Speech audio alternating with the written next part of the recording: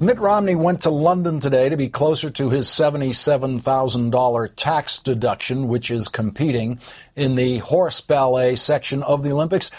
And the President of the United States went to New Orleans to address the issue that has seized America's attention.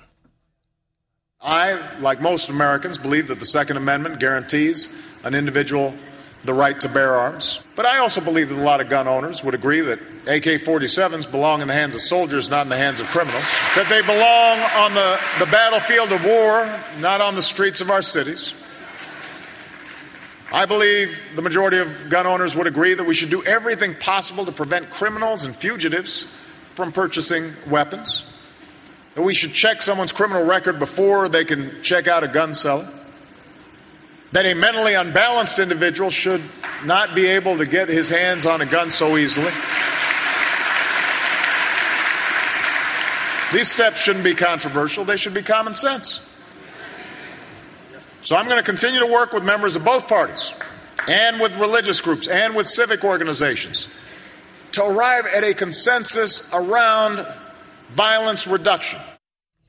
Brian Williams caught up with Mitt Romney in London today and reminded him of the time not so long ago when Mitt Romney agreed with President Obama about assault weapons. As governor, you signed an assault weapons ban in Massachusetts, and you said at the time, quote, "These guns are not made for recreation or self-defense. They are instruments of destruction with the sole purpose of hunting down and killing people."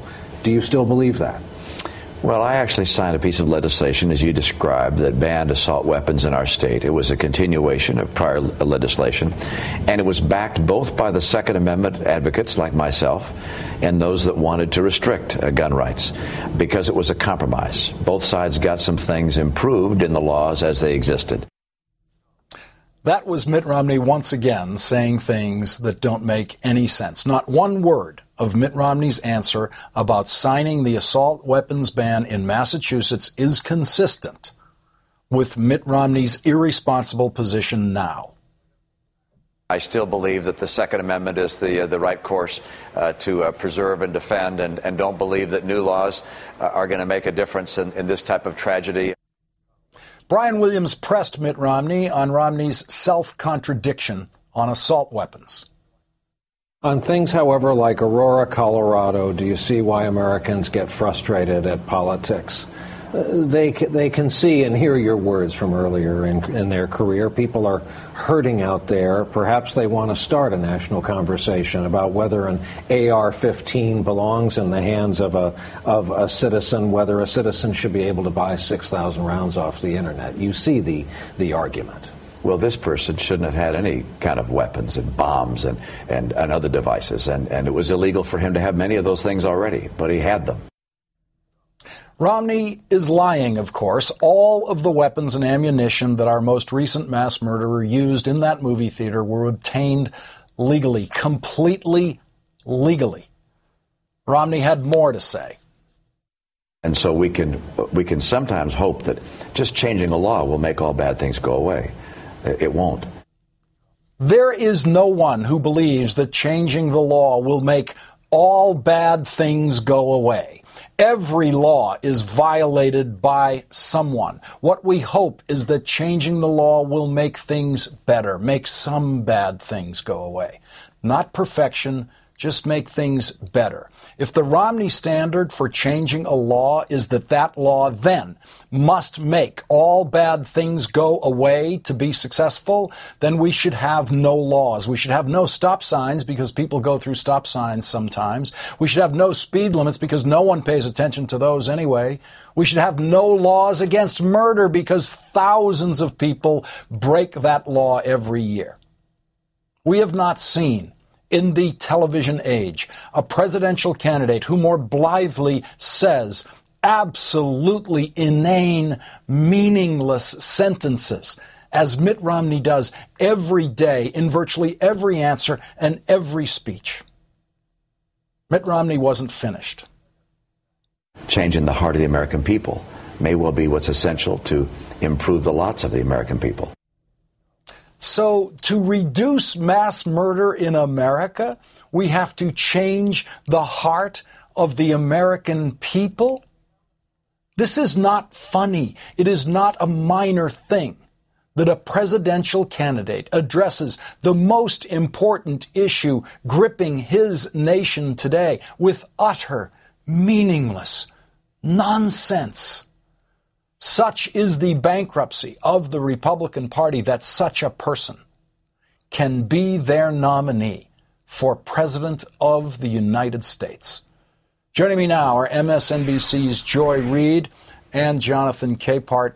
Joy, the president was speaking to the Urban League tonight and going straight into the territory that many people have been saying all week politicians shouldn't go near. And what he was asking for is not what Mitt Romney and the liars about weapons and ammunition control talk about. The president was not asking for perfection. He was not asking to make all things go away. In fact, what he talked about, the final two words we heard from him, were simply the ambition to achieve violence reduction. Yeah, and it's amazing. Right even as we speak, Lawrence, our reporter at TheViewer.com that was in Chicago is rewriting her piece because we were literally we had ordered a piece about this issue that, the equivalent of a mass murder is taking place something like every 3 weeks on the streets of Chicago, Illinois. You have places like Miami and Philadelphia where gun violence, where people shooting AK-47s in broad daylight, killing children, killing, innocent people who are just out in the streets. It's happening every day, and no one talks about it. We sort of get shocked into action when something horrific like what happened in Aurora takes place, but we forget that gun violence is an ongoing plague for so many communities. Well, President Obama waded right into that argument. He took that head on. He talked about the common sense fact that people are and need the government to step in a sense, at least to try to do something about gun violence. We can't eliminate all bad things, but surely there must be something that society can do to stem the gun violence that's happening, not just in Colorado, but everywhere. Jonathan Capehart, isn't the argument that we're hearing, if we can even call it an argument, from Mitt Romney and from others, certainly the NRA and everybody who says that there's no use doing this because you won't eliminate you won't stop every mass murderer? Well, passing laws has never been about stopping every single person who's intent on breaking them, and the president made that clear in his speech tonight. Right. As you said, his last two words were violence reduction. And, the president has the American people on his side. He alluded to it in his speech and in the clip that you showed. But there's a poll out from Mayors Against Illegal Guns, and that's the group that is co-chaired by Mayor Michael Bloomberg, who, as we all know, from the moment the Aurora tragedy happened, has been out front, very vocal and very aggressive in pushing both President Obama and Mitt Romney to say something, and let alone do something, about the gun violence happening in this country. And in that poll, which was done by Frank Luntz, Republican-leaning pollster, I have it right here, 87% of NRA members polled said that they believe that guns should be out of the hands of criminals. In the high 70%, those people who were polled said that they believe in background checks and other things to make it more difficult for people who would do lots of people harm, keep guns out of their hands. So, the president, a big leadership moment tonight by not only addressing Aurora, but as Joy said, addressing the mayhem and the carnage that is going on America's streets. Let's listen to Brian Williams asking Mitt Romney about those 6,000 bullets that we've been hearing a lot about lately. As a practical matter, do you have a problem with being able to buy 6,000 rounds of ammunition off the internet? Well, I don't know that I'm going to be able to find a way to prevent people who want to provide harm from being able to purchase things that could carry out that harm. What I want to do is find the people who represent a danger to America and find them and keep them from having the capacity to use or buy things that could hurt other people. Joy Reid, am I being too tough? Once again, I didn't hear a word that made any sense in response to Brian Williams' question. Yeah, Lawrence, I think the term for that is word salad. It's a bunch of words strung together in a bowl, and you can jumble them up, and it doesn't mean anything. What would he do specifically? What is Mitt Romney proposing to do? Get into the hearts of the American people, find those people who would do us harm. It doesn't even make sense. It's not really an answer to the question. What it really means is that Mitt Romney is once again paralyzed in the face of his true constituency, the far right. He understands that Wayne LaPierre, the boss of the NRA, will not allow him to give the answer to the question that the old Mitt Romney would have given, which was that the old Mitt Romney said that assault weapons belong in the military and shouldn't be in the hands of anyone. So now the new Mitt Romney has to conform. He has to put himself in this little box that the NRA, that other members of the far right have put him in, so he really can't even answer simple, straightforward questions. Funny you should mention the NRA. Brian asked Mitt Romney about his fidelity to the NRA, his newfound fidelity to it. Let's listen to that. You said a few years back, quote, "I don't line up with the NRA." Is that still true? Well, on every single issue, there are differences between myself and the NRA.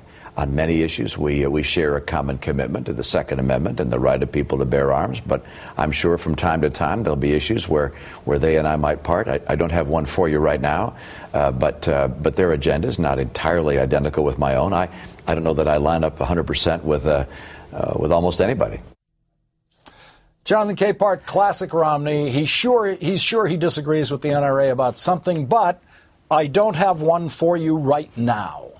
Right, I was going to say, he just threw some croutons on that word salad that Joy was talking about. Again, that clip you just showed, reiterates or sort of verifies what Joy just said a moment ago, which is Mitt Romney is still enthralled to the conservative base of this party, that he can't say what the old Mitt Romney would have said in response to that question. And, I haven't seen the entire interview, but it would be great to know if Brian asked to follow up, hey, just name one thing.